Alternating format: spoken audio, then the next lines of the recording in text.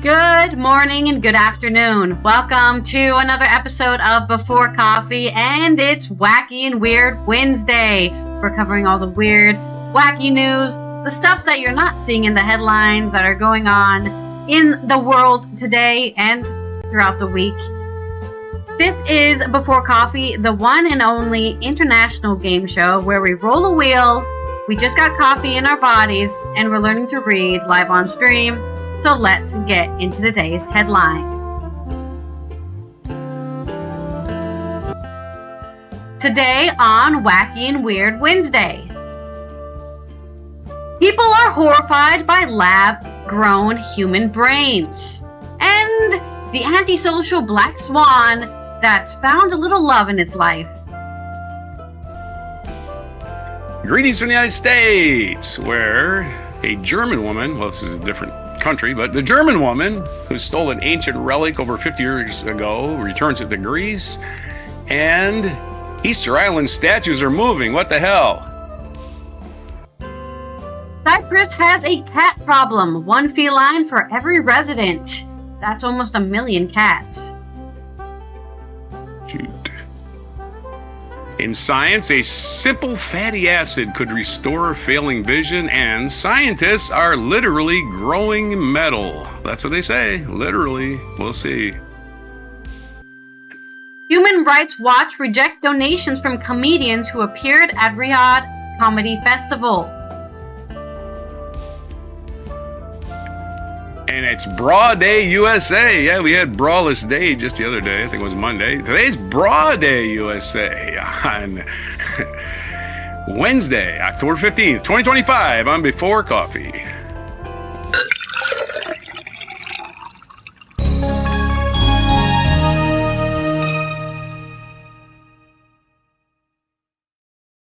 Cheese Curd Day. National Cheese Curd Day. I had some cheese earlier when I was out and about town.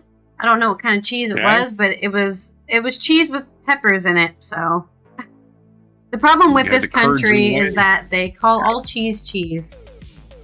They don't give it a special name, right? They don't call it Gouda or Swiss or nope. It's all Gouda. Cheese.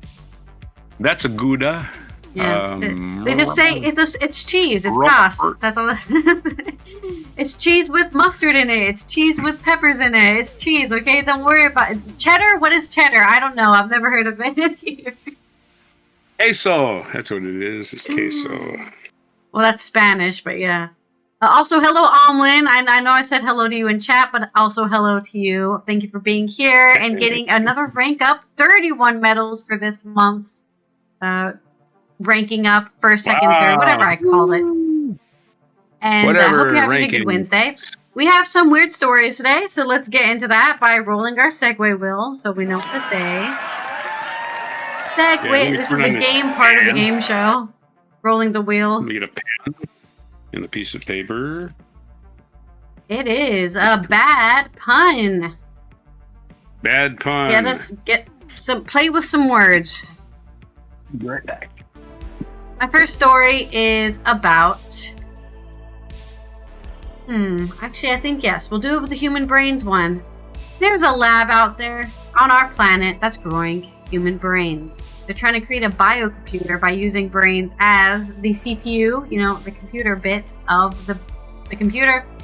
We'll see how that turns out in probably 100 years. But for now, it's really freaky. This is by Sharon Adarlo on futurism. Earlier this year, Johns Hopkins University scientists revealed that they had created something astonishing, a miniature whole human brain. Specifically, it was a type of organoid. Great, we have a name for it. A small mass of human tissue grown from stem cells meant to mimic the function of our organs. And, most importantly, serve as a test bed to study diseases and new drugs for treatment. The existence of this lab-grown brain and other similar organoids have gotten some scientists speculating that these little walnuts may become conscious in the future. Essentially a soup con of human sentience in a petri dish, which of course carries immense ethical implication and icks a lot of people out. Oh god, I've created life, but it's just a brain in a jar and that's it. In a poll on Live Science in which 657 readers responded to the question, if brain organoids become conscious, should we experiment on them? Around 23% slammed the door shut on the whole idea, saying there'd be zero ethical justification for it. Even if rudimentary, a miniature conscious human brain could have the ability to think and feel pain and fear. I really don't see a breakthrough here worth the literal lives of these created beings once they gain consciousness, a reader wrote to Live Science. I have no mouth and I must scream. Another 25% said scientists shouldn't test on organoids that are sentient, but that working on unconscious organoids is fine as long as they're monitored for any sign of awareness. Yeah, we'll see the problem here, right? If you give a little inch to this idea, right? You just don't have to tell anybody, right? You just don't tell anybody. I mean, this was the whole entire plot of the movie Island, which has Ewan McGregor in it, and I think also, what's her name? I forget the woman who's in it as well. But they're selling organs to rich people. How the company sells the organs is, look, it's just a bag of organs. This is what it looks like. But how they're really making the bag of organs is growing actual clones of human beings and then harvesting them for their organs when the rich person pays out, right? But the rich people don't know this is happening, and this could definitely happen in this scenario, right? Oh no! None of our organoids have consciousness. We don't know because we're not even going to look, right? We're not going to tell you, and we're not going to find out for ourselves. Yeah, they're not going to tell us in plain of people agree that they want that to be possible, right? That, just monitor them, just regulate it. That's always working, right? 90% of readers said no changes are needed in any current rules about handling these organisms. The remainder were on the fence about the question. Damn fence sitters. It's not clear how far along we are towards a brain organoid that has a shred of sentience, but there is a sense of that they're tiptoeing towards that possibility. Previous experiments on organoids were simpler, but now, like in the Johns Hopkins study, researchers can put together more complex organoids that link together different parts of brain matter. So the different hippocampus and stuff together. From there, it doesn't take much to imagine a thought bubbling up those lab-grown neurons. The question is, what is it like to be a brain? You don't have any neurotransmitters, right? Because how babies work, the brain goes, oh, your tongue does something, or you feel things, If you don't feel things with the rest, like you don't have a body, how does that work? You're just like sitting there thinking? I don't know. Mm-hmm. I guess we have to wait until we get one that's alive and sentient, and then ask it how it feels to be a brain in a jar. Hopefully we don't have to do that.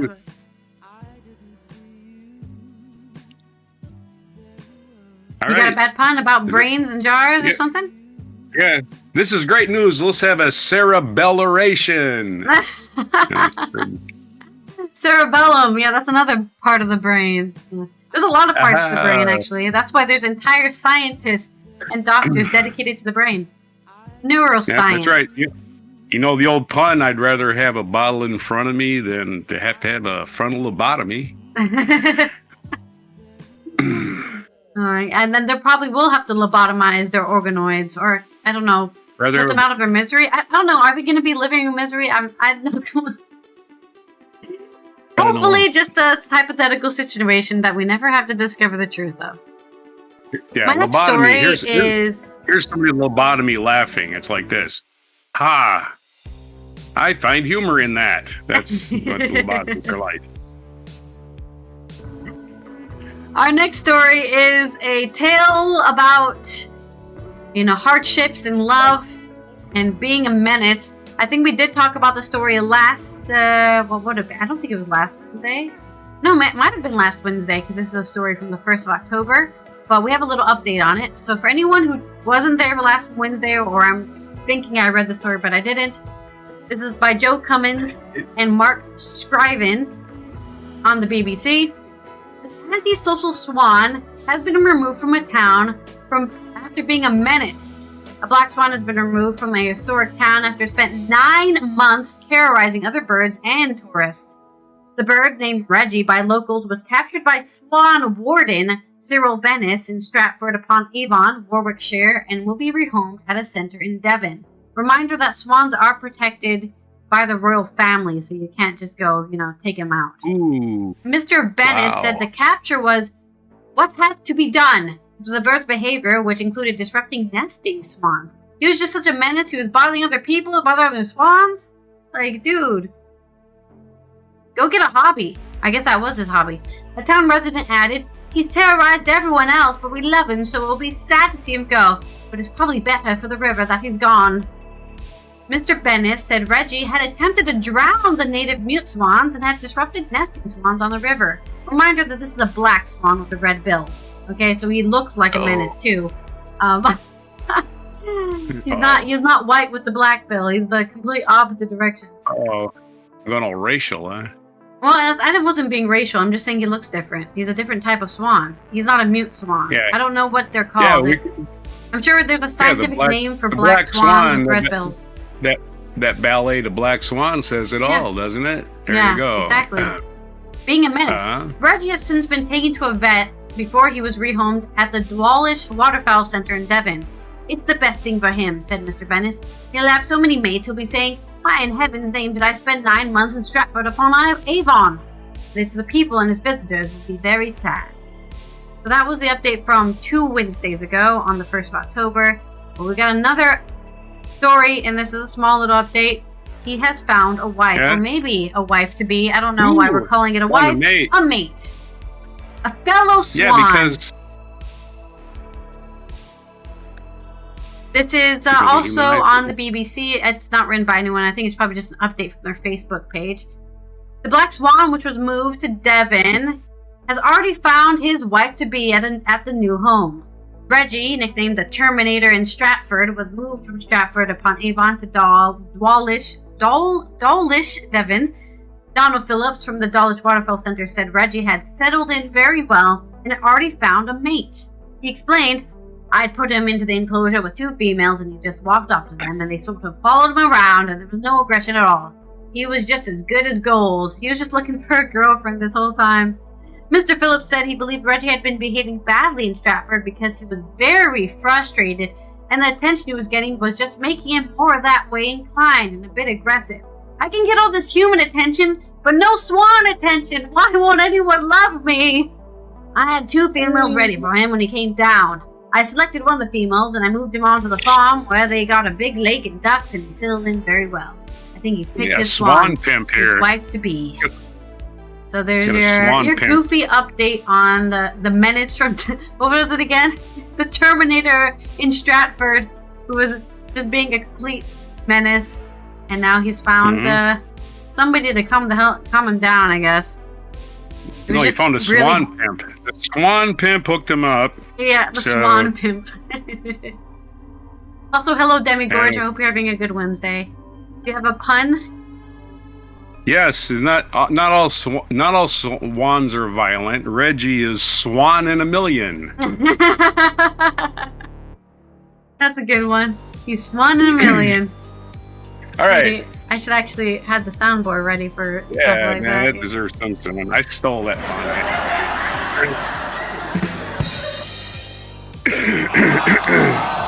did not write it. I did write the previous one. All right, let's roll the next segue for your story. Your 2 stories, I believe. Yeah, I got 2. They're shorter ones. It's going to be Weird stories should always be short ones anyway. Yeah, they're usually just like updates. Something weird happened. We have no more details, okay?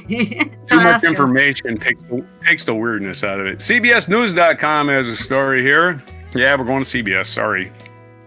I clicked on without realizing it. Well. German woman who stole ancient relic, over 50 years ago, returns to Greece. No, never too late to do the right thing. A German woman who stole the top of an ancient column in Olympia over half a century ago has returned to Greece. She put it in her bags or something? Well, she didn't have to fly, right? She was going back to Germany, so she didn't have to go on an airplane or a boat or nothing. That's weird. Stealing the top of a pillar. ancient column. A German woman who stole the top of an ancient column in Olympia over half a century ago has returned it to Greece, the Greek Culture Ministry says Saturday. The capital of the column, made of limestone and measuring 9 inches high and 33 centimeters,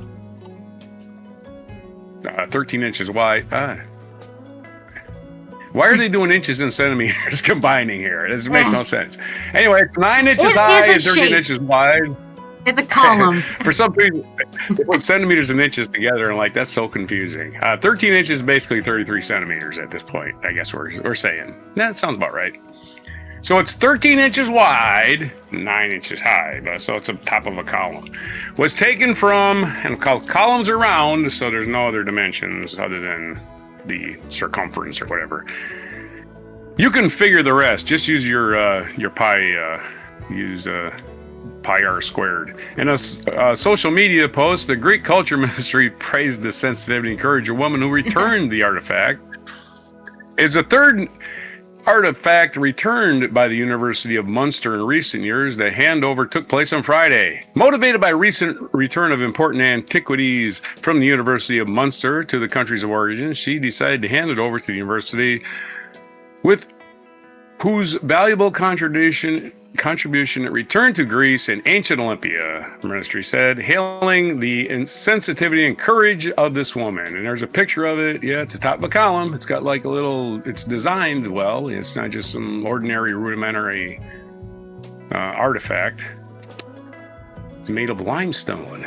In 2019, the University of Munster returned a twin-handled wine cup belonging to the champion from the first modern Olympic Games in Athens in 1896. And then in 2024, that really doesn't sound that old. That's not exactly antiquities. If you're talking about antiquities in Greece, 150 years ain't much, or 125 years ain't much. Then in 2024, it returned Roman era marble male head, which came from a cemetery in Thessaloniki. This is a particularly moving moment. The act proves that culture and history know no borders, but require cooperation, responsibility, and mutual respect. Georgios Didasakalou, a senior culture ministry official, said. Torben Schreiber, curator of the University of Munster's Archaeological Museum, added that it's never too late to do the right thing, to be moral and just. Athens has been trying for years to broker deals for the repatriation of antiquities without resorting to legal action. The chief goal remains the return of the Pantheon marbles held by British museums since 19th century. Well, by golly, we're British. These Pantheon things belong here. Yeah. British are full of shit. Several European governments have been pushing for sculptures to be returned to Athens since the early 1980s. Yeah, return all that shit to Athens. It's where it belongs. We don't care about your stupid museum and your foo-foo art people. It's a bunch of millionaires can only afford that shit anyway. So. Yeah. It's all a money laundering scheme. Hope you had enough time for a limerick. Yes, I do have a limerick here. Let me get it on my screen, because I was somewhere else. All right, here we go. A treasure once taken with glee from Greece now returns, you see. Germany's grace, with a smile, took its place, while Britain just shrugs, silence as a tree. There you go. I had to get the British Museum in here, because... By golly! For anybody who hasn't been following any of the British Museum drama, which I'm sure is already a meme that everyone knows about, but specifically Greece and Britain got into an argument because they wanted, I think, some specific mosaic tiles back from the British Museum. And they said, no, we're not giving it back to you, Greece. And Greece was like, who the fuck are you to decide to give it back? We're telling you to give it back to us. It's not a request. Them, right? Yeah, I think they did. They took them to court. If I remember correctly. Take them to court. Just keep taking them to court. The thing about the British Isles is, right? Why do you need museums? I mean, we've driven around the British Isles. The whole freaking place is a museum. I mean, castles everywhere. Roman mounds, Roman roads. Yeah, just shit that happened right there. You got Stonehenge, for God's sake. Stop stealing shit from other people. We had to keep it safe from the wars we caused, or whatever. Yeah. I don't know if it's Greece's. I don't know if it was the UK's responsibility that Greece had a war, but you know. Right, I wouldn't be next, I guess I got another story. So I'll do okay, that one. about the metal, right? I don't remember anymore. No. Oh. No, this one is about, let's see, a simple fatty acid. No, that's the next one. Easter Island. We'll do Easter Island. Easter Island's mysteries. Statues. According to archaeologymag.com's Dario Radley, Easter Island's Moai statues really walked. Physics and archaeology confirm the hypothesis. So, I don't know if walk is the correct term there. Well, unless you do, well, let's delve into it, I guess. Yeah. For centuries, researchers have been captivated by the mystery of how ancient inhabitants of Rapa Nui, also known as Easter Island, transported their huge Moai statues. Now, in new research using physics, 3D modeling, and field experiments presents the strongest evidence yet that the gigantic stone statues were not dragged or rolled, but walked upright to their locations using indigenous engineering method. Yeah, they didn't walk themselves. That was a devious headline, and I fell for it. The study, published by the Journal of Archaeology Science, was led by anthropologist Carl Lippo of Binghamton University and University of Arizona's Terry Hunt. Analyzing nearly 1,000 Moai statues, including the 62 found along ancient roads, the scientists concluded that the statues' unique shapes were designed to enable movement. The road statues all shared distinctive features, a wide D-shaped base and leaning forward position that would allow them to be rocked from side to sides, thus creating a walking motion. Maybe they played gigantic games. Okay. Maybe they had like races, right? Like gigantic freaking races on these roads. Well, Devin Gorge right? here is saying where they walked like dogs. You know, you put them on a leash. No, you just kind of walk them. Like say you got a big gigantic grandfather anyone who's trying to move like a heavy grandfather clock, like a heavy bookshelf or something, clock. just a little bit. Yeah, or a grandfather's clock. I've done it with a bookshelf. Bookshelves, you just take the books out of them. I'm talking about something you can't move unless you rock it. Like a grandfather clock. No, I'm just saying I've done that with the bookshelf. I've rocked it back and forth to move it, yeah. Right, but that destroys the bookshelf and you can just take the books out. I'm saying something you have to move because it's heavy at the bottom and it doesn't have wheels.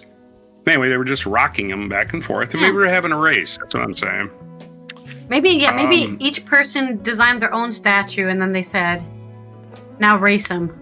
Let's see how well you designed your statue. Yeah, a group project. Project. One person cannot move these statues. Whoever can move their statue the best is built the best. I would probably take a team of 6 people at least to move it. Just ropes strategically placed and whatnot. Researchers built let's get back to the story. Researchers built a 4.35-ton replica Moai based on these proportions to test their hypothesis. They moved the statue 100 meters using only ropes and a team of 18 people. But we don't know how big these people were. They might have been huge, right? We never know. People died out and there's no skeletons. Accomplishing these in 40 minutes, the test proved that the forward tilt and curved base made transport not just possible, but efficient as well, validating the hypothesis that the statues were moved upright and in a controlled zigzag manner. The technique the researchers found required minimal labor, no wooden rollers.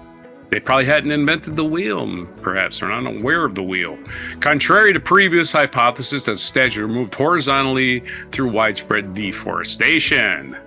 The findings also align with Rapa Nui's oral traditions, which describe the statues as walking to their ceremonial platforms. You know what? We need to ignore these natives that said they walked, because they're ignorant. Let's make our own ideas, right? I love that. I love the white people acting like they got all the answers when the people that have lived there all along can tell stories. Yeah. Oh, that's just fables. But the Bible's real. The Bible's real. Anyway, sorry. Back to the story. The findings also lie with, I just say, why do we do this to ourselves, right? We trap ourselves in our little fables and we pretend everybody else's fables are bullshit. Okay, got it. Beyond experiment, the researchers analyzed the spatial distribution of Moai along Rapa Nui's ancient roads. It's much easier to say Easter Island. More than half of the unfinished or broken statues were located with 2 kilometers of Ranuraraku quarry, showing exponential decay pattern consistent with mechanical transport failure rather than intentional placement. The roads themselves, typically 4.5 meters wide and concave in shape, appear to have been purposely built for stabilizing the statues during movement, obviously. No, let's build these roads and not use them. I mean, the leap of stupidity you have to do when you're explaining these things to us. It's like, yeah, obviously the roads are there and they moved them along the roads. Otherwise, why would you have a road? Yeah, we built the roads and now we're going to move over to rough land. That makes absolutely no sense. Thank you, science. Sorry, I'm going off for no reason. This confirms the suggestion that the Highlanders built both statues and the roads as an interrelated system for monument construction. Oh, shit. Whenever the statue was moved, workers likely cleared new sections of roads. No, wow, that's a big leap of faith there, huh? Workers likely cleared new sections of road, advancing gradually towards its ultimate location, overlapping in parallel routes visible in the landscape to support this idea. That's not even a theory. It's a stupid theory because it's so obvious. I don't even know why you would think the roads weren't there to move the big, gigantic stones. They didn't have cars. Did they have cars? They have cars. No cars, no bicycles. They could walk anywhere. They had feet. So why do we need a road for any reason? Oh, yeah, to move the giant stones. Yeah. I'm puzzled why they even people make roads from walking the same path. You don't need a yeah.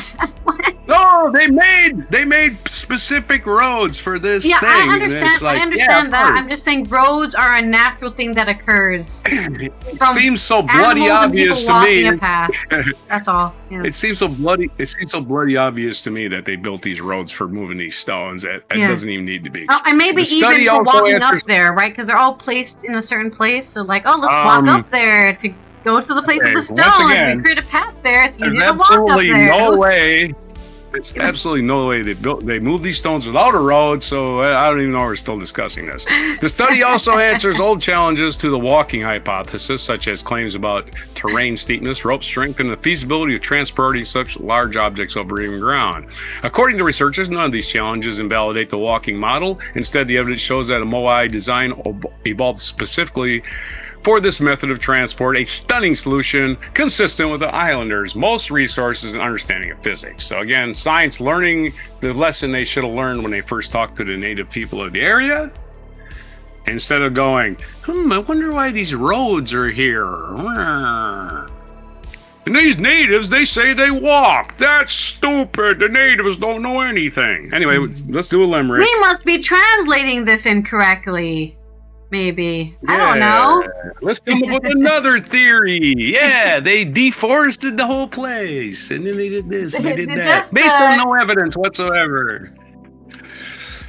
Okay. It just, they probably deforested the whole place. No, it's funny to think that they made roads like, oh, they didn't have cars back then. They didn't have horses. Like, these aren't the only reason. People make roads. No, that's what I'm saying. Obviously. They made the roads for the statues. That's obvious. I don't even see any other conclusion you can make. They don't need roads to walk on. You just walk. You make a path. Yeah. Right? I mean, you don't have cars. You don't have carts. You don't have wheels. You don't have any of that stuff. So why do you need a road? To move the statues. All right, sorry. On Easter Island, they toiled with might, carving statues to reach wondrous height. With roads made for stones that echoed their groans, they pushed giants through day and through night. Oh, nice.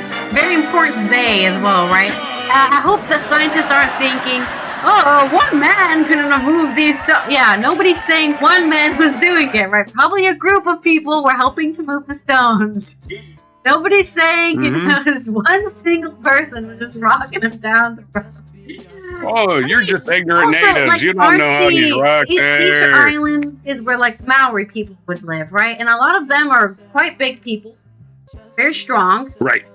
And, strongman competitions, famous for doing that stuff, So why not have a whole competition where you craft your own stone and then you compete as a team who can get it up and down the mountain or whatever, Consider the fact that Easter Island is not near anywhere, and for people to settle there, Right?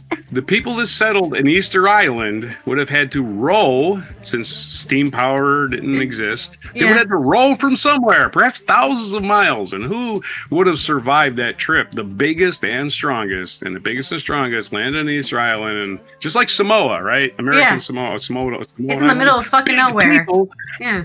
Yeah, because Polynesia is all spread out, and they had to row, and now the smaller people just died out. They couldn't, and the big people were rowing, and they got bigger and bigger, and they bred with the bigger other big people, and you got big people.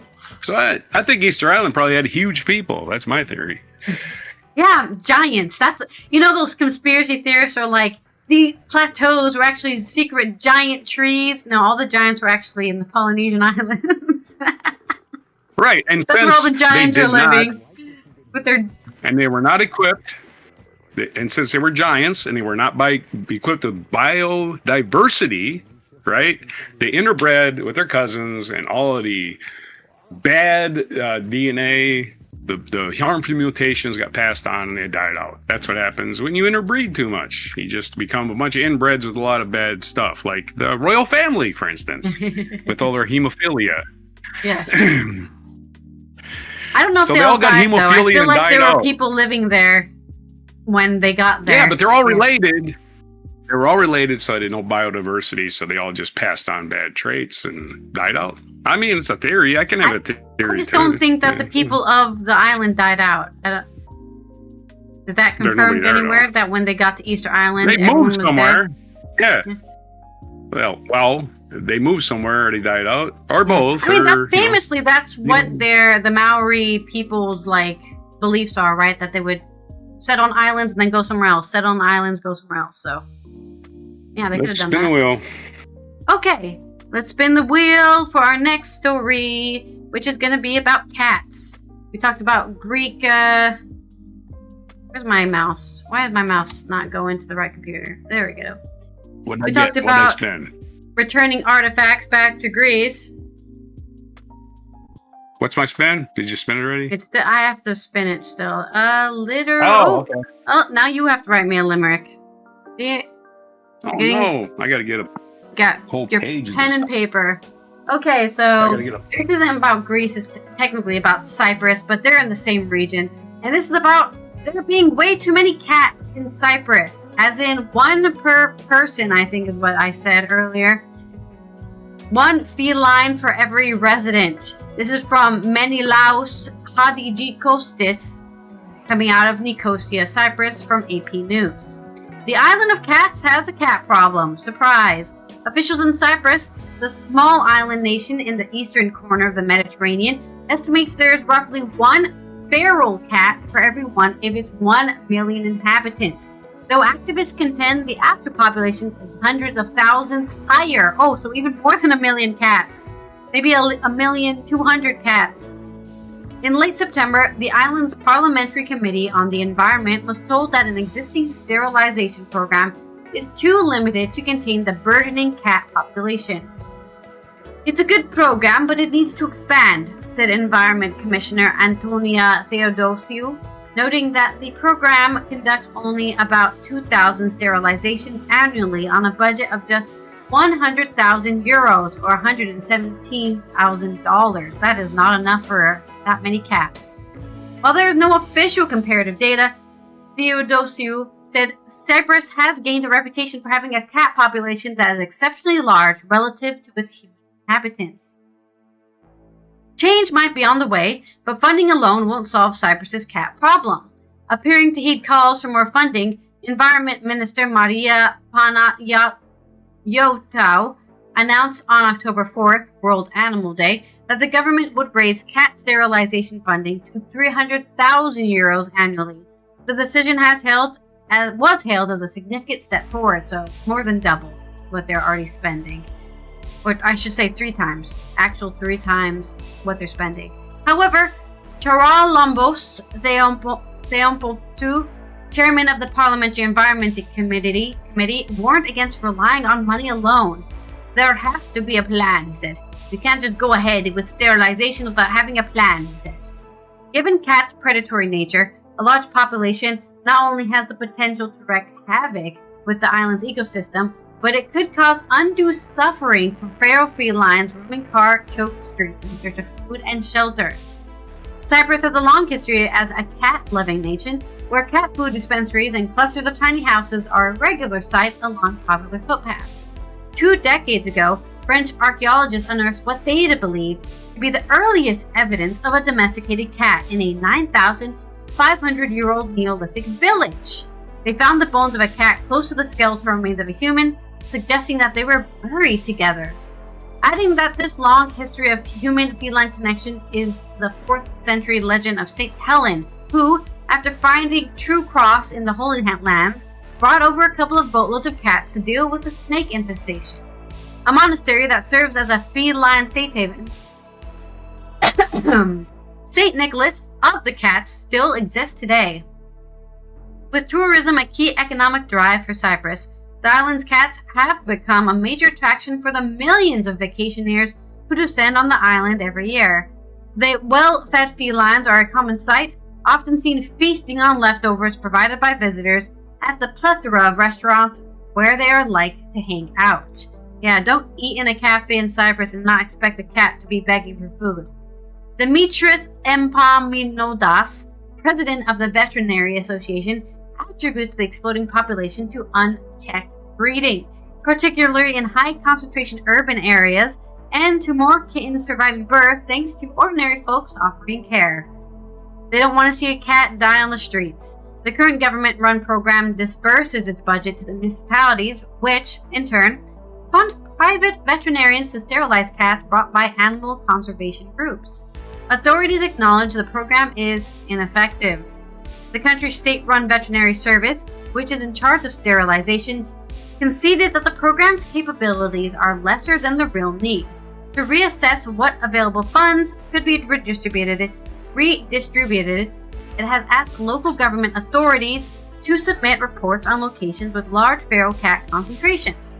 Elias Demetriou, who runs the private sanctuary Friends of Larnaca Cats, said tripling sterilization funds won't have the desired effect unless conservationist groups who have the know-how are recruited to round up cats for sterilization.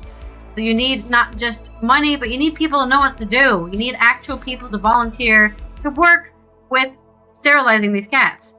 Eleni Lozidou, head of the Cat Alert, a volunteer organization caring for strays in Nicosia, said her organization's recent efforts to round up 397 feral cats from the city center were a mere drop in the ocean, and that too few female cats are being sterilized, partly because of the difficulty in trapping feral cats. Epaminodas, the Veterinary Association president, said Cyprus's cat population can be brought under control in as few as 4 years.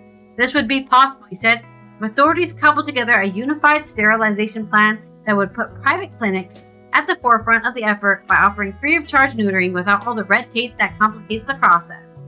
I'm going to go to Cyprus and volunteer to catch all those cats.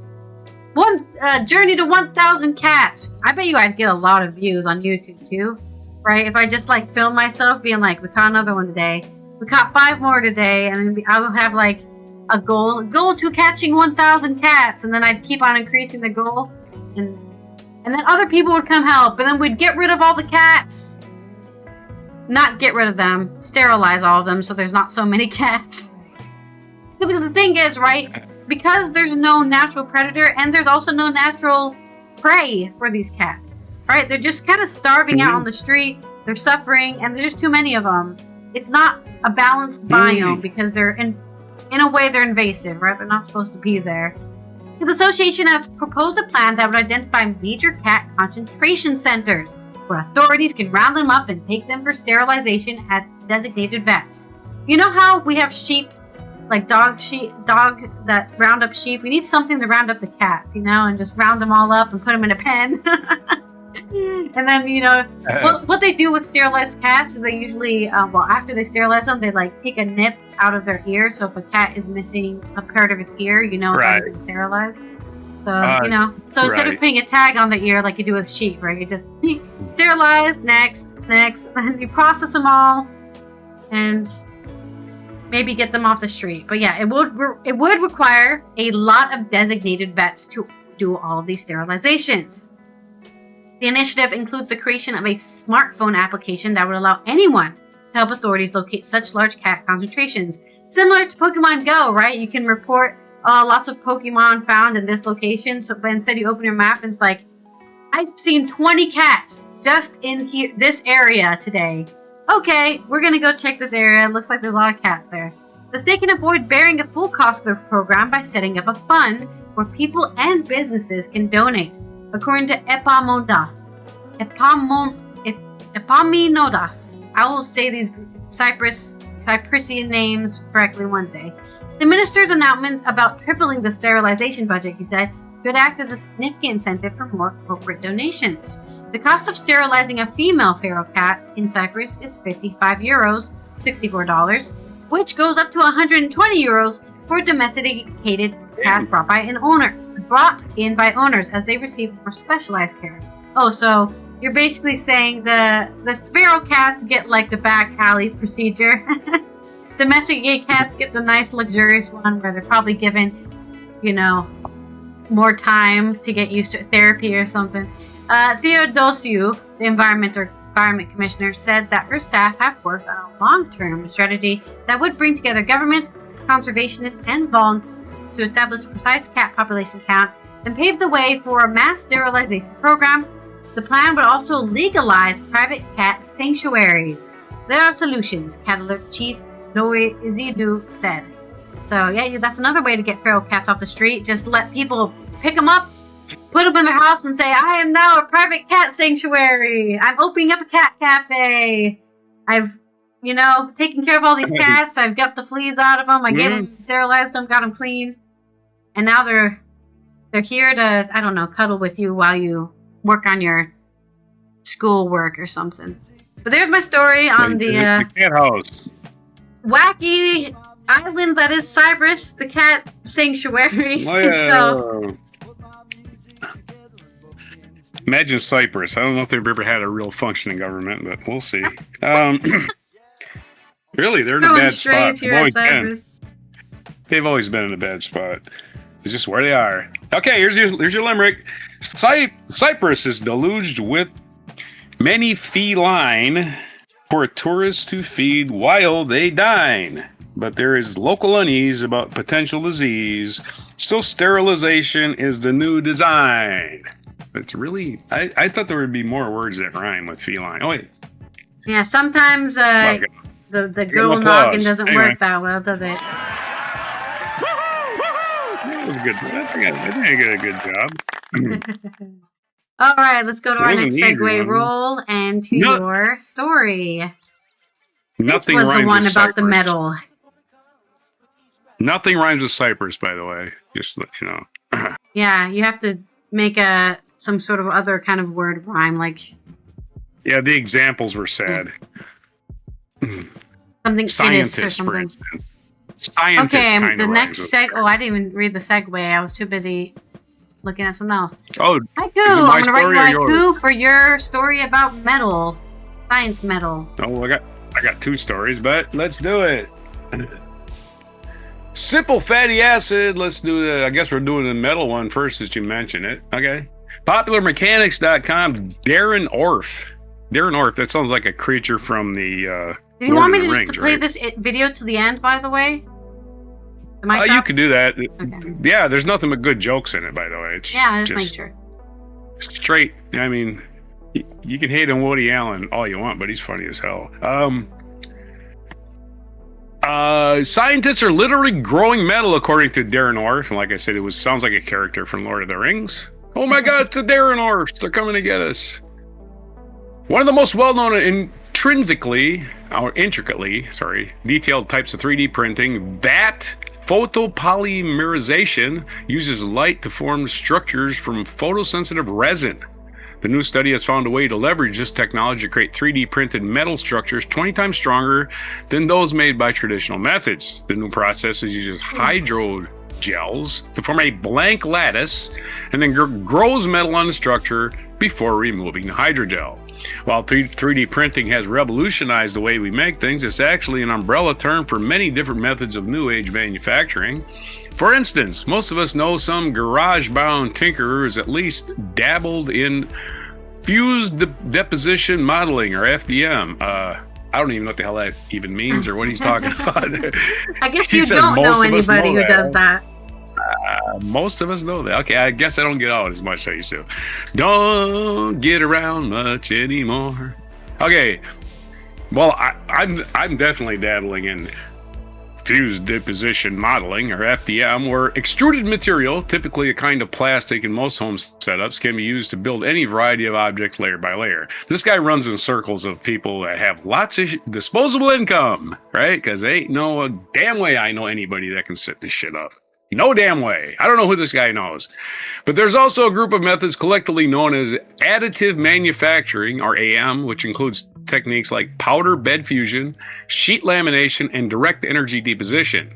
Some nice terms, but perhaps the most intriguing AM technique is an idea called VAT photopolymerization, or VP. That process typically makes use of the light reactive resin, which solidifies when treated with lasers or ultraviolet light. While not as simple as FDM, VAT photopolymer VP can create more intricate structures, which can be vital for complicated components like catalysts and electrical batteries and storage technologies. However, these components typically require metal materials, the use of which tends to be VP's weakness. VP tends to create porous structures that are prone to shrinkage, which in turn warps the material, and impacts its overall strength. But now scientists at the École Polytechnique Fédérale Lausanne, EPFL, in Switzerland have mastered a method that overcomes the inherent deficiency and is essentially grown metal that is 20 times stronger than more traditional 3D printing methods. The results of this work were published in a study in the journal Advanced Materials.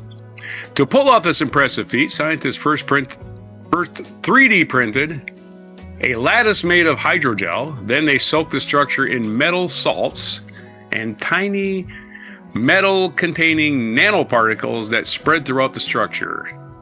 The research team then repeated this process 5 to 10 times, creating a structure with high metal content. Finally, to remove the hydrogel via heating, leaving behind a dense and, most importantly, strong metallic structures. Authors estimate this new kind of VAT photopolymerization, or VP, which I'm going to call it from now on, can both improve strength and significantly reduce shrinkage. Our work not only enables the fabrication of high-quality metals and ceramics with an accessible, low-cost 3D printing process, but it also highlights a new paradigm in additive manufacturing, where material selection occurs after 3D printing rather than before. Daryl Yee, a senior author of the study, said in a press statement, only one more hurdle remains: time. Because this process requires infusion steps, creating those grown metal structures is more time consuming than other more traditional methods, which make them a hard sell to potential industries. We're already working on bringing the total processing time by using a robot to automate these steps, he said in a press statement, as we turn over more of our production capacity to robots and fake stuff. And on making synthetic materials. And the rest of this article appears to be pictures. Oh yeah, I'm scrolling through covers of popular. Can you describe them? Does it look cool? Nope.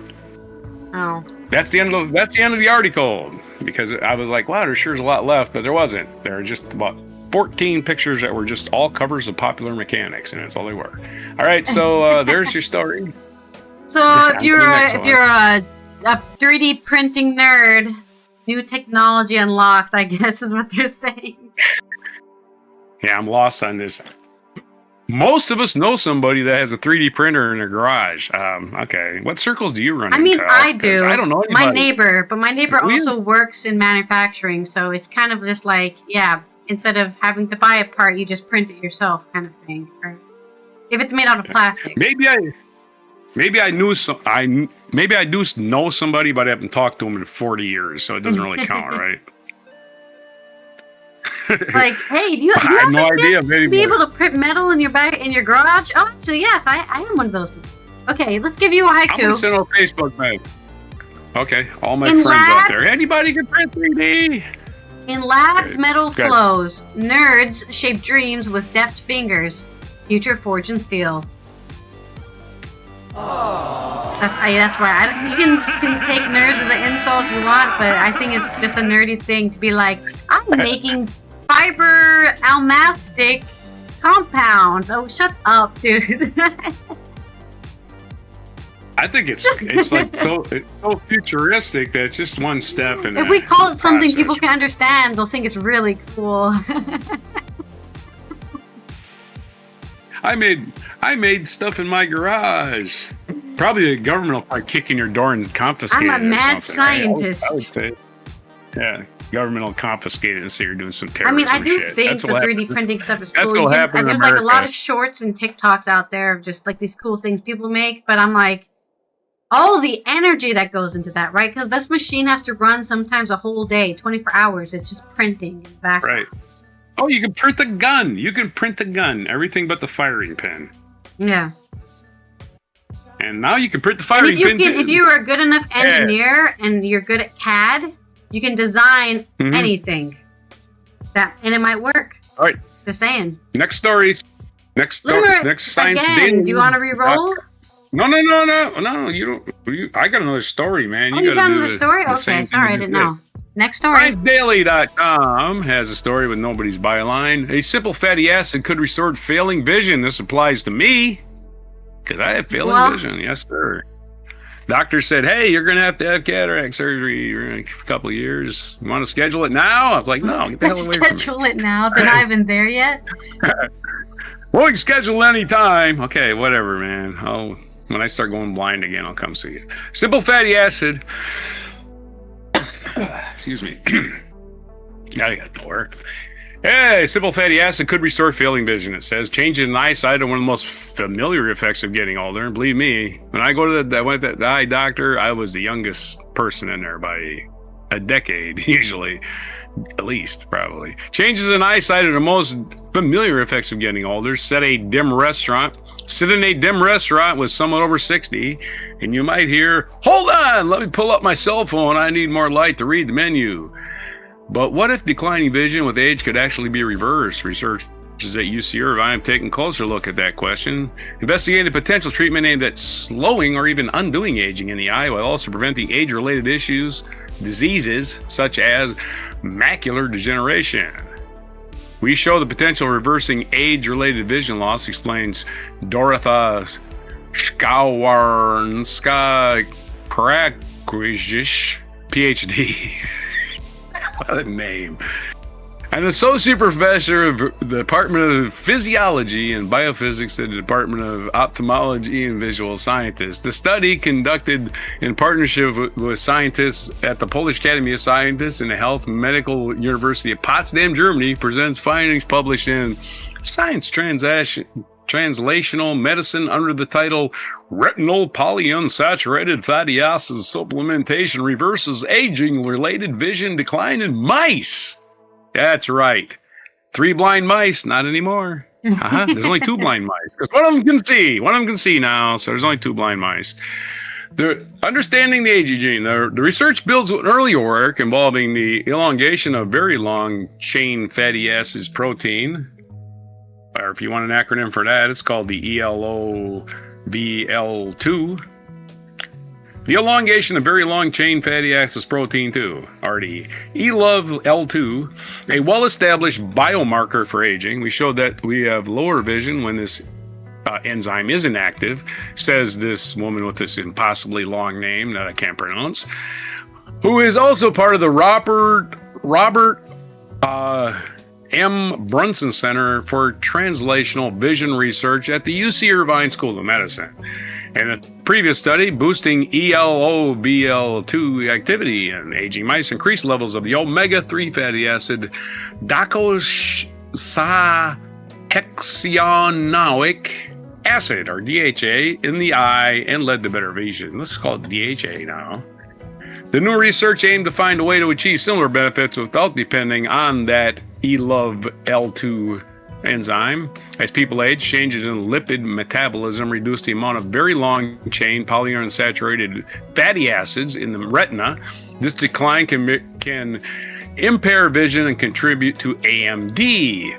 The ELOVL2 gene plays a crucial role in producing both VLC, PUFAs, and DHAs, which I guess we didn't do the old acronym for that first one, which is called very long polyunsaturated fatty acids. That's what VLC, PUFAs are.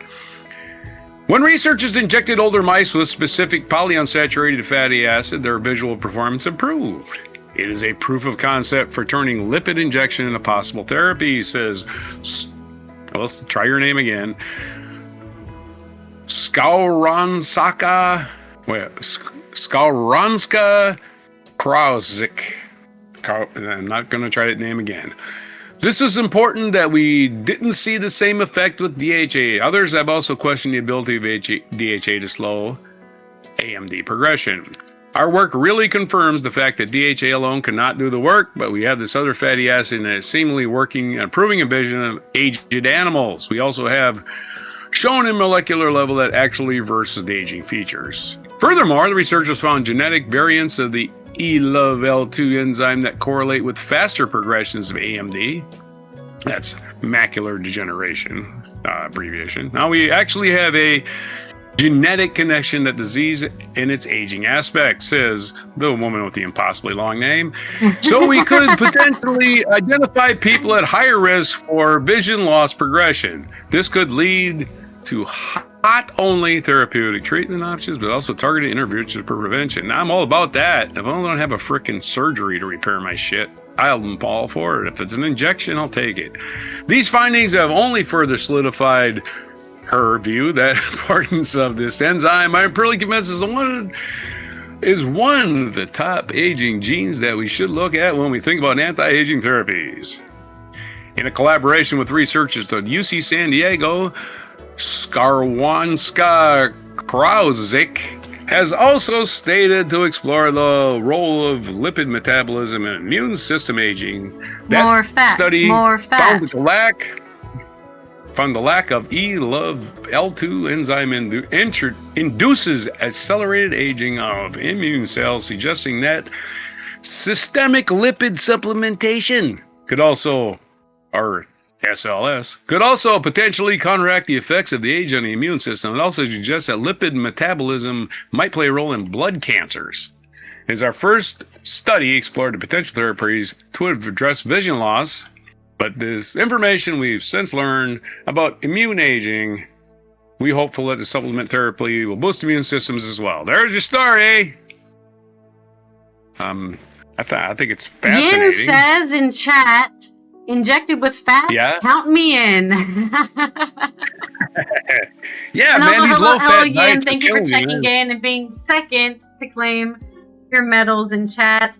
I have a haiku for you about these rats. The three blind mice once roamed in shadows their story side. Hope lights finds their way. All right, the mice We're can gonna see. cure the three blind mice. With those fatty acids. Of course, fatty acids aren't actual fat like that, you know, not like the fat you eat. They're they're different chemical compounds. Well, yeah, but again, your body runs on lipids. It needs them. So all these low fat diet. That's why losing too much weight and going below like 10% fat in your body will actually kill you. For women, it's 30%. If you're not 30% fat, you're a total whatever, you'll die. Yeah, your cells need fat to grow, to repair themselves, right? Yeah. Exactly. So we've learned some new things about being able to see again. Get our I would love to improve my vision because I'm not as blind as a bat, but I have to get pretty close to be able to see stuff. I want to be able to see other frequencies. Yeah. I want to be able to see an ultraviolet, like like theoretically. Birds. Yeah. Like Van Gogh saw in the ultraviolet, right? Or one of them eye frequencies we all don't see in. I'd like to see that. Anyway, see what bees see, right? The next segue is bad pun, unless you want me to re-roll it, since you've already done puns today. No, that's fine. Okay, we're going to talk about my culture news. Reroll. I don't want to do another. Yeah, that's 2 in a row, man. Can't do that. That's too stagnant. It's gonna roll. It's gonna roll it again. Just watch now. Okay. You need to put wild card on this. Sarcasm. Now, if we put wild card on there, you'll just be like, I don't know what to do. Just pick the one you want to do. You feel like doing. It's as simple as that. All right, we've got sarcasm. You can be sarcastic. Oh, sorry, wrong one. Sarcastic about something, and we're gonna talk about my culture news, which is continuing our comedian drama with the Riyadh Festival. Some comedians are trying to donate their money that they made to Human Rights Watch, and Human Rights Watch has said, no, thank you. This is by David Morquand on Euronews Culture. The 2-week entertainment event has been criticized due to the Saudi government's alleged human rights abuses. I love how we call it alleged, that like we don't have proof that they've killed people for saying things that they don't approve of. Several comedians who attended they don't want to get sued by the entire Saudi government. Sue me, Saudi government. I love the publicity.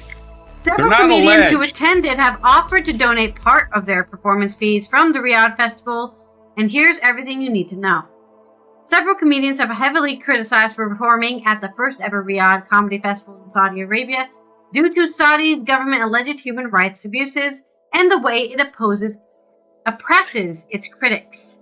Debate has raged over whether stand-up comedians like Dave Chappelle, Jimmy Carr, Bill Burr, Chris Tucker, Kevin Hart, Louis C.K., and Hannibal Buress should rent their talents to the wealthy and repressive regimes.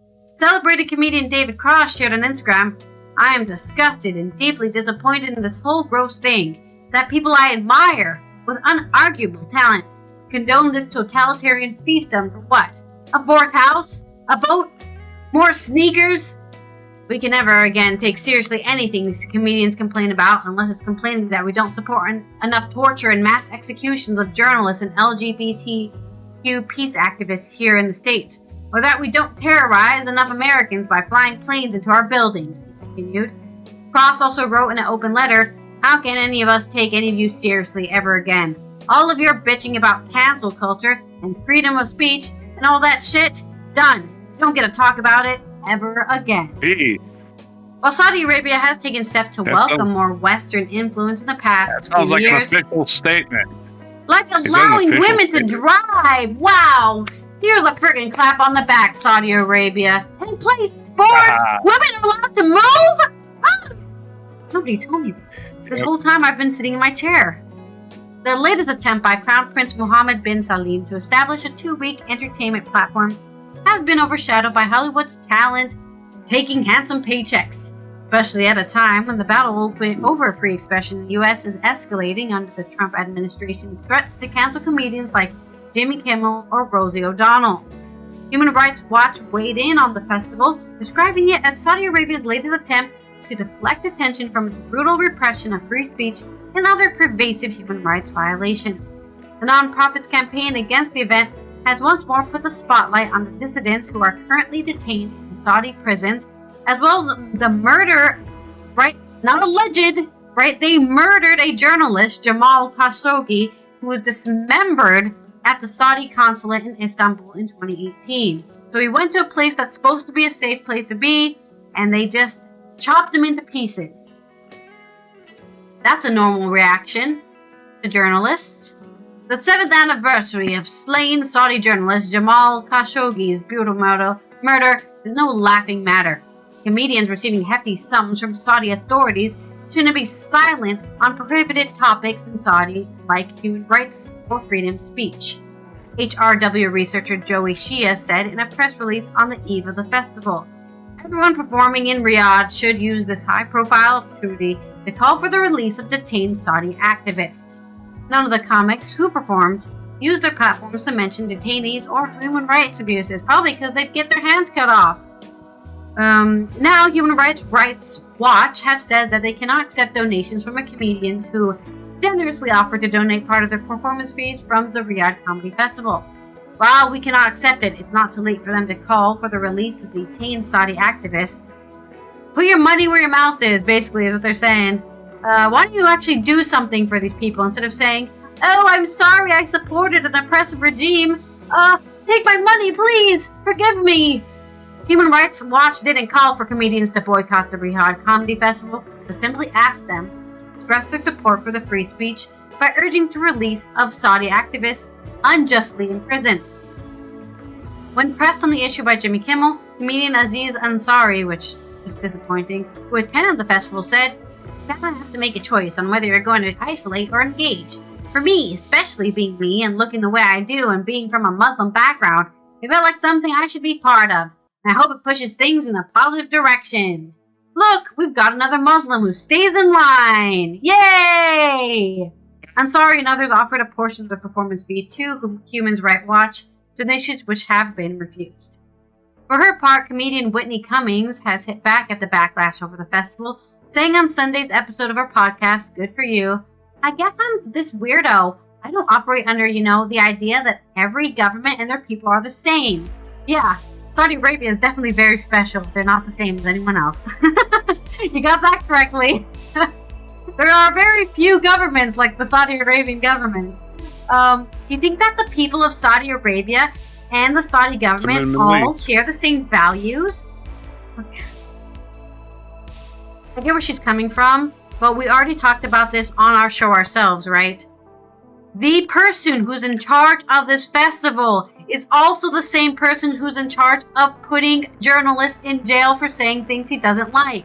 The same guy. So this isn't just, you think it's the whole government? No, but it's the guy that hired you.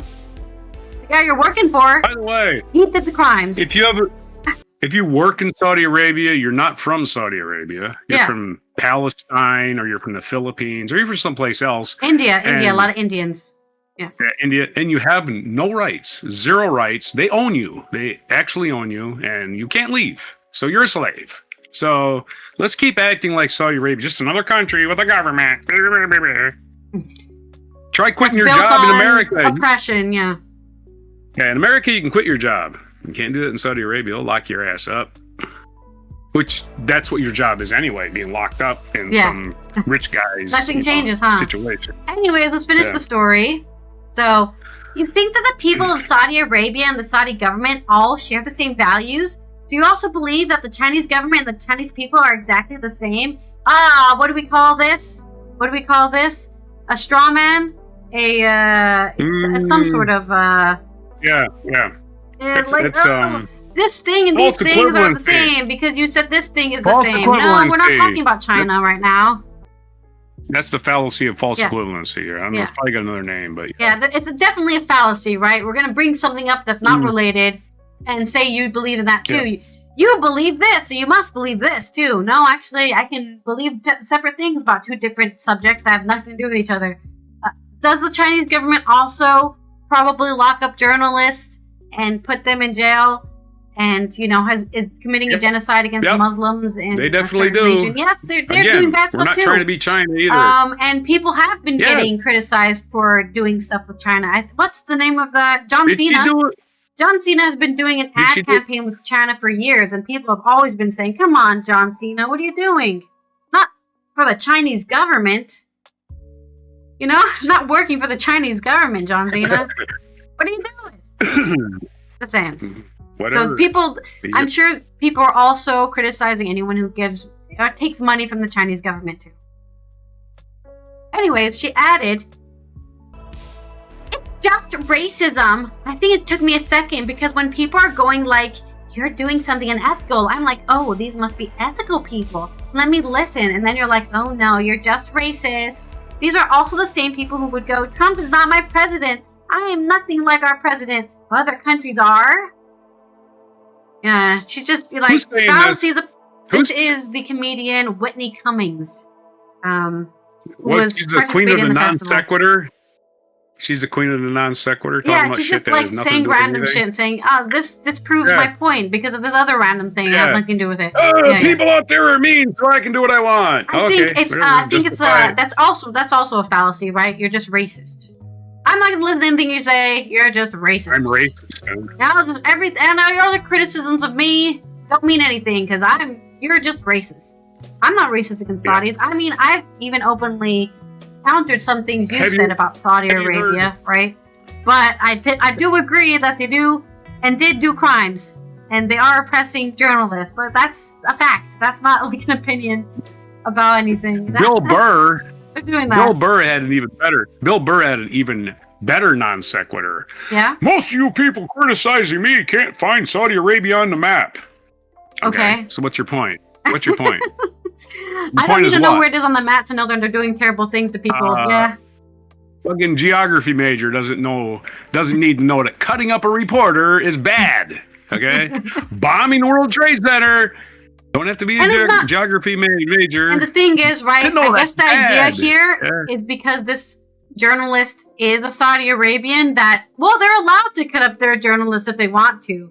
And what if they cut up an American journalist? Then everyone would be like, yeah, Saudi Arabia's evil. They killed that American journalist. But because it was just another Saudi Arabian journalist, well, they're allowed to cut up their own journalists. That's their prerogative as a country. They can cut up journalists, slave people, and put everyone in prison if they want. Okay, he may not have been a citizen, but he's what we used to call in the military a U.S. person. A U.S. person is any person who is in the United States. Then you have to be there legally. You can't do anything to them because you're in the military. That was all those things you say. You are not to interact with U.S. persons. We always got that lecture, right? From the military guy. U.S. persons include all U.S. persons, including illegal immigrants. But yeah, he is a U.S. person. He was cut up by, but nobody's I'm just saying from anymore. Saudi Arabia's perspective, it was a Saudi Arabian journalist.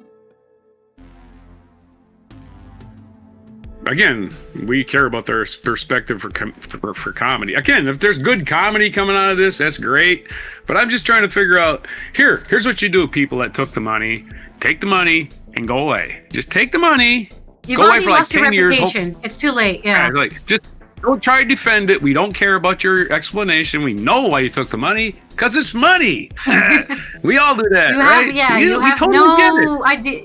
Justifying it doesn't register. Don't justify it at all. We already know who you are. You're a whore. You got it. We're a whore. You're all whores. You'll do anything for $1. We get it.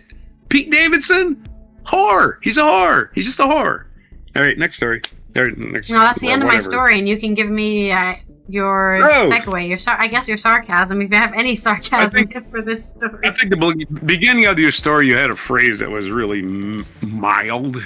It's something like the Saudi government's treatment of critics or some silliness like that. Where you're just trying to alleged abuses. That's what I said. The alleged human rights abuses, even though it's confirmed they did kill a journalist inside of a consulate. No, a little bit later in that. Yeah, a little bit later in that. You said something in treatment of critics. And I said treatment of critics is a new description for cutting up a reporter with a bone saw. That's what's called treatment of critics. Yeah. They're known for being a ruthless. Terrible. The Saudi Crown Prince, by the way, did this thing right before he cut up the guy with the bone saw, right? And the guy who was getting cut up with the bone saw was reporting on this. This is why he got cut up with the bone saw, is because the Crown Prince invited all of his critics to one hotel in one place in Riyadh and murdered a bunch of them. So yeah. Yeah. Anybody who ever said any bad word about him, he just got him. He just killed them all. But poor innocent comedians, they don't, don't you understand? All governments are evil. Oh, okay, I got it. Next time you got a job in the United States and you could just walk out the door and quit and say, fuck you, I'm out of here. Try that in Saudi Arabia. Not gonna happen. Yeah. They just lock your ass up, cut your arm off, cut your leg off so you don't leave. Who knows what they do? It's all in the shadows. We'll never know. He was only 59. By the way, he was only 59 when he got assassinated by the Crown Prince. So I guess we're doing disdain history now. Young guy still. Okay. Now I was just reading more up on the story. The thing is, right, this always happens to celebrities, especially high class celebrities, right? They'll go, I didn't know this about that person. It's like, dude, what is your agent doing? Right? I know really high, stars, the big stars, right? They don't look for jobs. Their agent looks for their jobs and says, hey, I found a job here, Some here, of these here. people, Somebody called me and said, do this, blah, blah, blah. Why doesn't the agent, whose job is to get these jobs, do any fucking research for their the person that hires them and said, hey, you've got a new job with J.K. Rowling. Just to let you know, everyone hates her right now because she's a transphobe. So if you work for her, everyone else is going to think you're a transphobe. And then Keira Knightley goes, huh? I didn't know she was a transphobe. Your agent, you need to get a new agent, Keira. You need to get a new agent. We didn't know. I don't know if most of these people that are taking this money are. So I don't really think I really don't think they're, oh my God, I got so many offers and so many gigs. Like Bill Cosby ain't got a lot of offers. So the thing is they're selling out, but it doesn't even matter because they're so consider the fact that a lot of these people probably are in debt. Some of them have drug habits. Some of them have gambling addictions. They need the money because they're always out of money because they don't know how to handle money. So there's all kinds of grab bag of reasons they're going. But either way, just trying to defend it, forget it. Just shut up. Go away. We don't care. We know the reason. You care about money more than anything else. That's the reason. There's absolutely no reason to even try to defend it. Okay. Day in history. I'm going to have a hypothetical for you. Okay, this day in history. Take me away with all the stuff that's been going on. Desperately looking for something that happened this day in Rocktober history. And not getting there, man. Not getting there. 1973, Dolly Parton released Jolene, the first hit single. Jolene. As the first hit single and title track from the album, the same name, according to Parton, the song, which peaked at #1 in country charts, was inspired by a red-haired bank clerk who flirted with her husband Carl Dean at his local branch. And when they were newly married, Jolene is a song most recorded by other artists. Out of all the songs Parton has written, Jolene. All right. Others, 1975. 3 also in 73 on this day. The same day Jolene was released, Keith Richards was found guilty of trafficking cannabis. Oh no, not cannabis. Oh no. By a court in Nice, France. The Rolling Stone was given a 1-year suspended sentence and $5,000 franc fine and was also banned from entering France for 2 years. So they had to haul ass. They were in the middle of, they had just finished Exile on Main Street, and then they were exiled again to another country.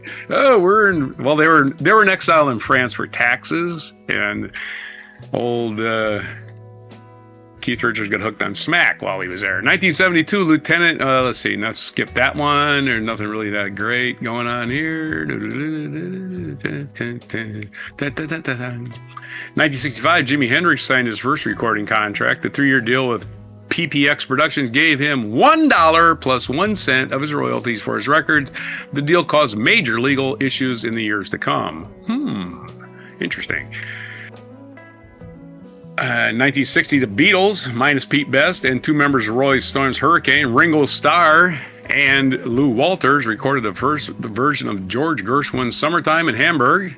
The track, which is cut in a 78 RPM disc, marks the first session that the actual Beatles that we know recorded together. Yay! And that happened in Hamburg, which we visited. And they still don't have a statue to Pete Best, even though he was the drummer for the Beatles in Hamburg. I still wonder about that. Why is no Pete Best was here? He was here, right? Okay. In 1955, one more Rocktober. Buddy Holly opened for Elvis Presley. Buddy Holly opened for Elvis Presley at the Big D Jamboree held at Lubbock's Cotton Club in Texas. Nashville talent scout Eddie Crandall was in the audience and arranged for Holly to audition and record demos for the Decca US label. So this is the day Buddy Holly's career took off.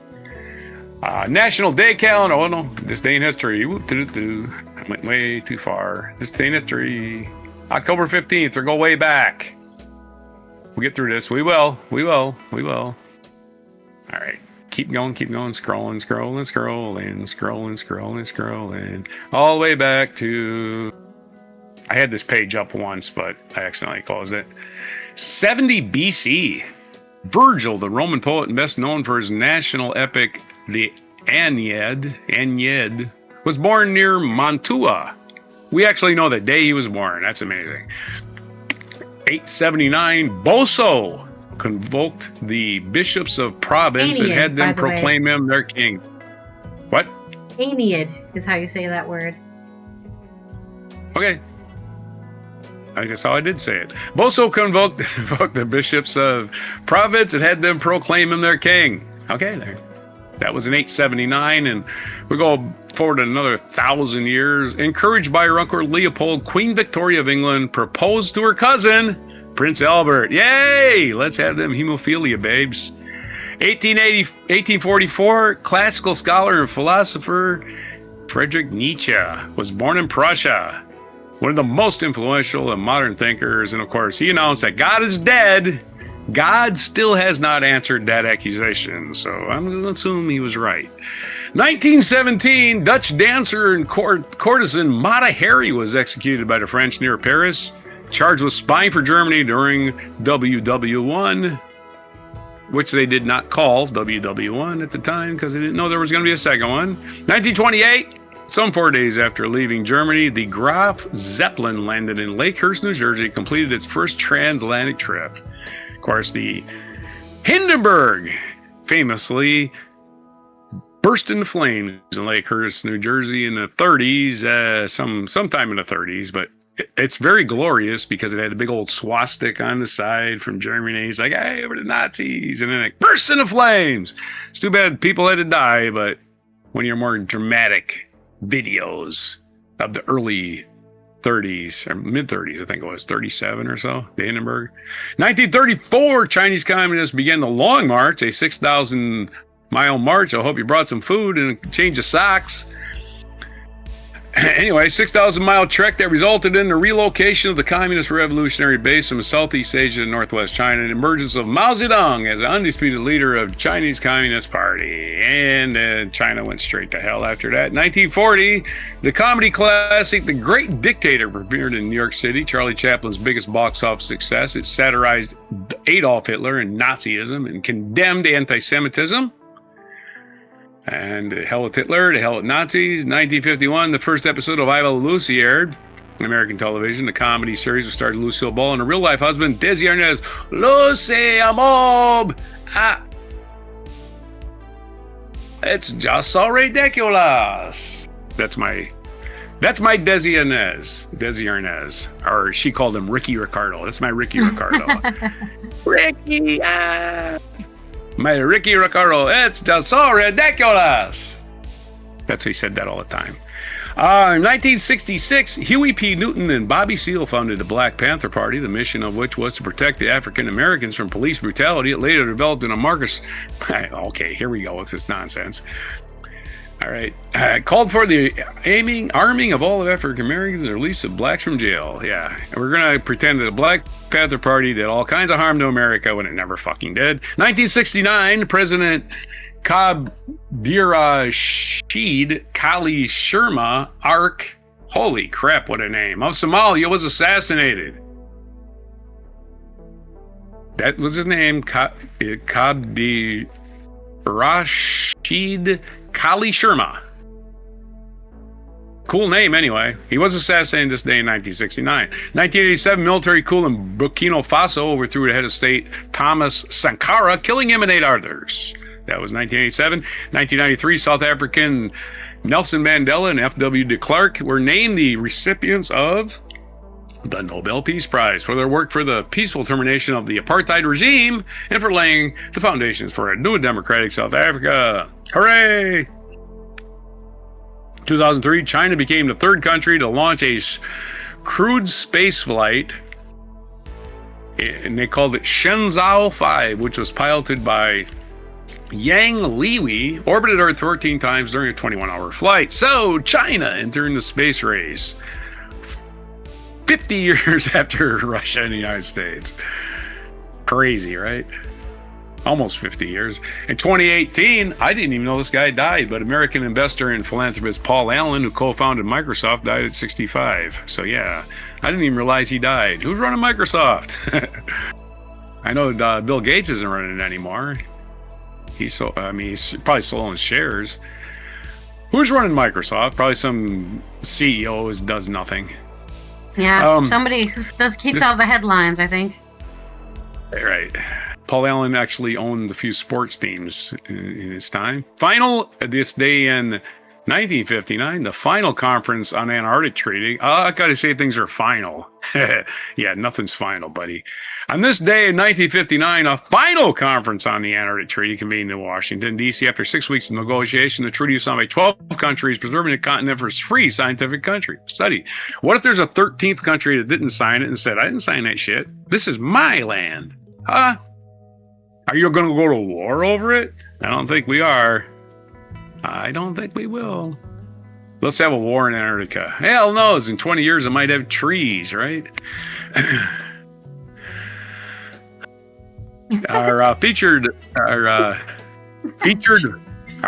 biography, John L. Sullivan, American bare-knuckled boxer, born in October 15th, 1858, Roxbury, Massachusetts. Died February 2nd at the age of 59 of Dane Bramage, probably because he got hit in the head with bare knuckles his whole career. He only got to be 59, and he died in Abington, Massachusetts. Probably had a couple marbles left by then. 1542, Akbar, the Mughal emperor, is born. 1844, Friedrich Nietzsche, we covered him. Michael Foucault, French philosopher and historian, born 1826. A.P. Abdul Kalam, President of India, born 1931. And Petty Marshall, the Laverne and Shirley fame, and the late director, Penny Marshall, American actress and director. She was born in 1942. She would be 83 today. National Day calendar. It's National Cheese Curd Day. Love me some cheese curds. And in this picture, they're deep frying the cheese curds, which is, I'll have them without deep frying them, but they should call it National Deep Fried Cheese Curds Day if they're going to show a picture of deep fried cheese curds. That's my opinion. It's Hagfish Day. Ooh, that's an ugly looking fish. I guess that's why it's called a hagfish. Ugly looking thing. Looks like a skeleton. Looks like Skeletor. It's a hideous thing. Ooh, National Esthetician Day. Esthetician, that's the lady who removes all the hair from the places you don't want hair. It's National Bra Day, USA. We got to make it sound Bra Day, USA, broad, like a cheer, right? And it's National Shawarma Day. There's something I got to look up. You don't know what shawarma is? We had some. It's the Turkish, well, it's not a Turkish thing. Everyone in that region has a version of it. It's the rotisserie meat that you slice up with a knife. That's what shawarma is. Yeah.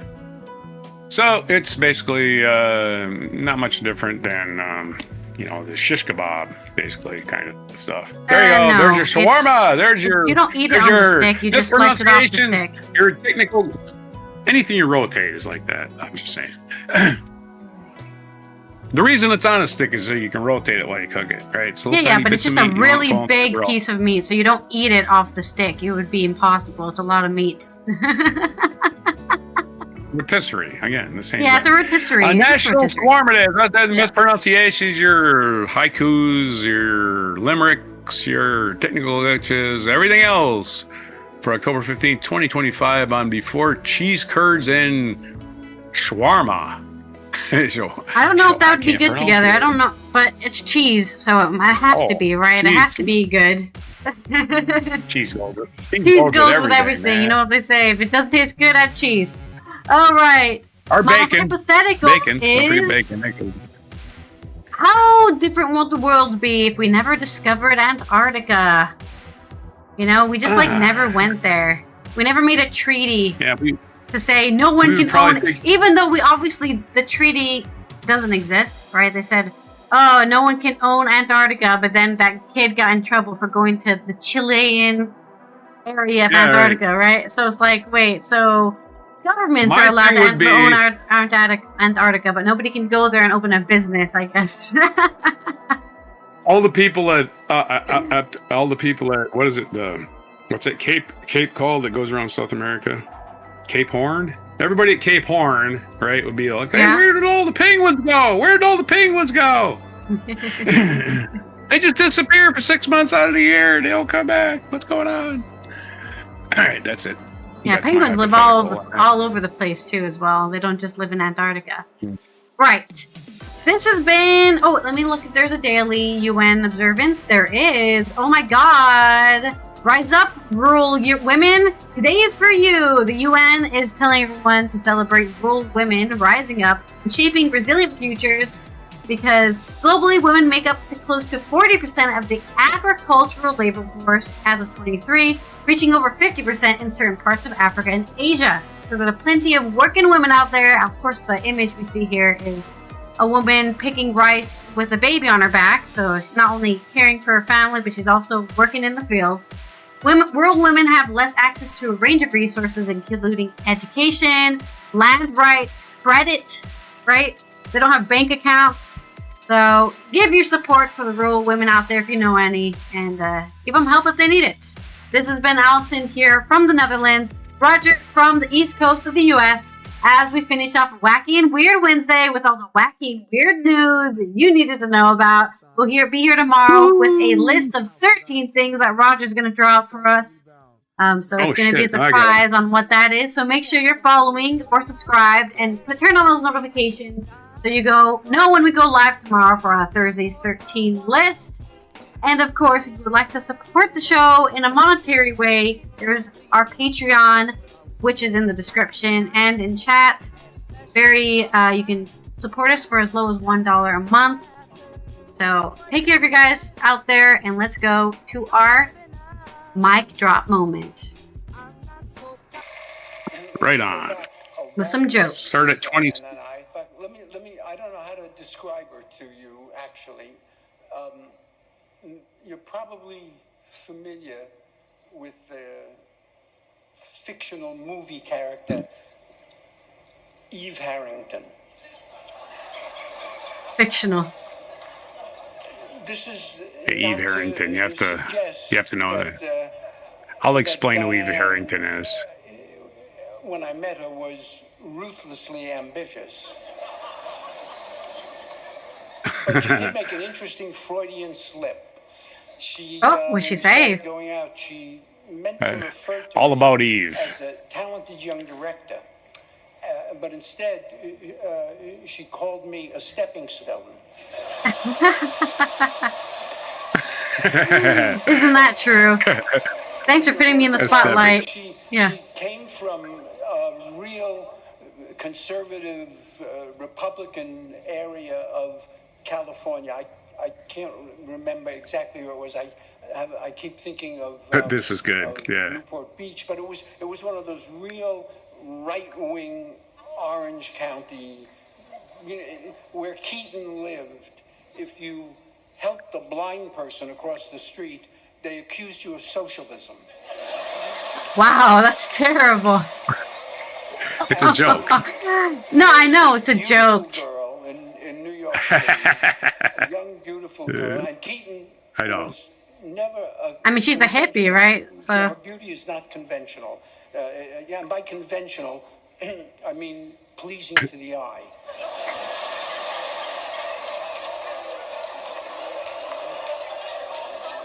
Not called her ugly, but She dresses, as you know, unconventional. to hide her sexuality, and always has dressed to hide, and has done a great job because it's never emerged over years.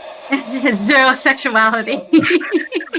But she's a beautiful girl, and she's never succumbed to any face work or anything or any Succumbed. She's very uncompromising. She I woke up one day and somebody did Botox on me.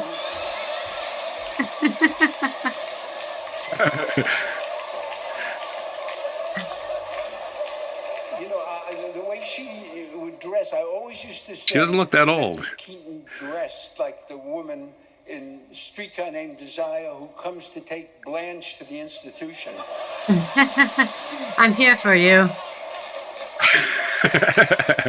Yeah, over the years, all business-like. we remained very friendly. We would walk the streets, talk about movies. She's her love life. She's been involved romantically with a half dozen of the most gifted, charismatic, attractive men in Hollywood, and it's very interesting because every one of them has dumped her.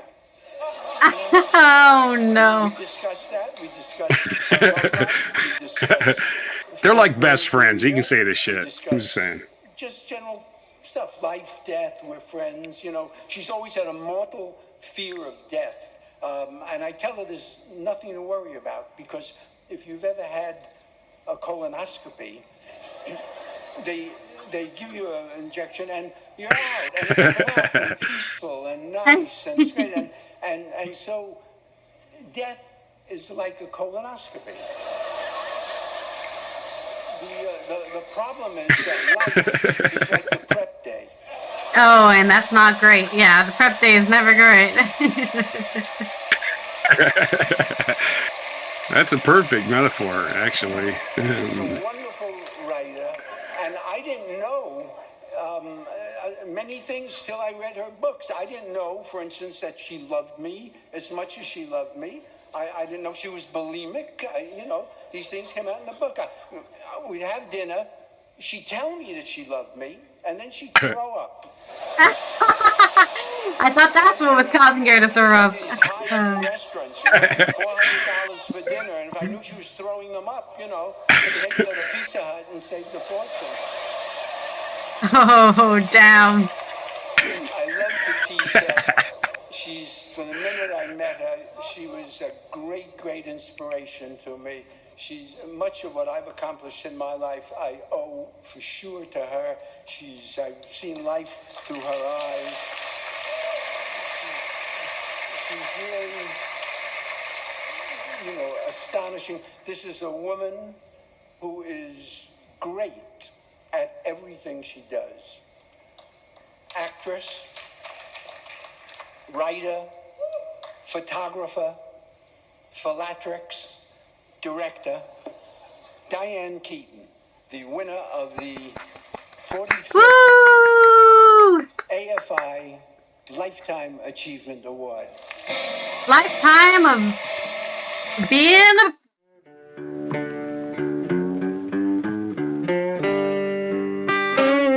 Be sure to hit the like, subscribe, and notify buttons, and follow our other channels, Toxic Alley, History of Gravy, and Scratchy.